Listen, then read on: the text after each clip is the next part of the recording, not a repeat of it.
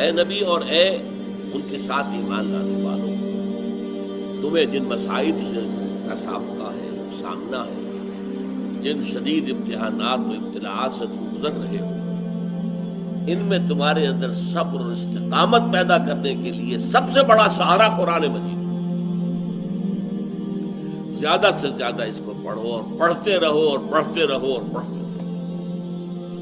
آپ کو معلوم ہے بالکل آغاز میں حضور کو کیا حکم دیا گیا تھا؟ یا ایھا المزمل قم اللیل الا قلیلا نصفہ او انقص منہ قلیلا او زد علیہ ورتل القرآن ترتیلا۔ اے نبی، جو بہت بھاری بوجھ آپ پر ہم ڈالنے والے ہیں، انا سنلقی علیک قولا ثقیلا، بہت بھاری بوجھ، اس کے لیے اپنے آپ کو تیار کر لیجئے۔ تیار کیسے کریں گے؟ ڈنڈ بیٹھ کے نہیں نکالنی، یہاں پہلوانی درکار نہیں ہے، جسمانی پہلوانی، یہاں کیا ہے؟ وہ روحانی قوت جو قرآن مجید کی بنیاد پر وجود میں آتی ہے۔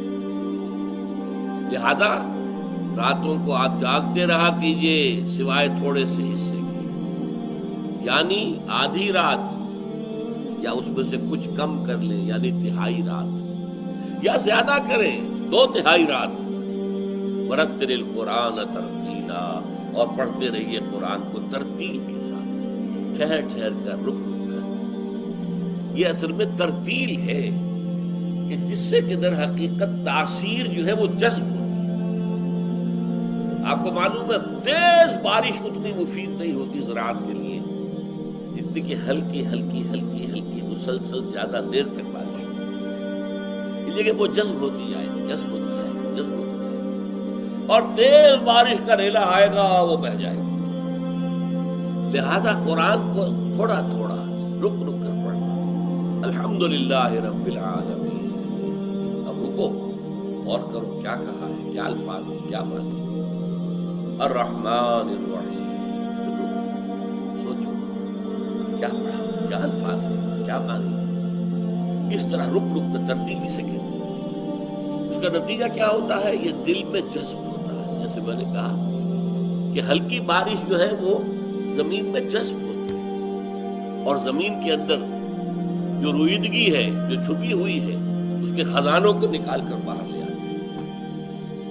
اسی طرح قرآن کا رک رک کر، ٹھہر ٹھہر کر، سمجھ سمجھ کر، کہیں آیت آ گئی ہے عذاب کی تو رک کر اللہ سے، اے اللہ مجھے اس عذاب سے بچائیے، اللہم قنی عذاب النار، اے اللہ مجھے بچائیے اس عذاب سے،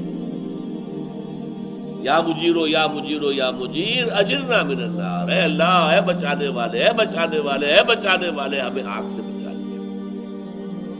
کہیں جنت کی دعا کا ذکر آ گیا، اللہم ارزقنا جلنا، اے اللہ ہمیں نصیب فرما دے، اللہم ادخلنا فی جنتک، اے اللہ ہمیں اپنی جنت میں۔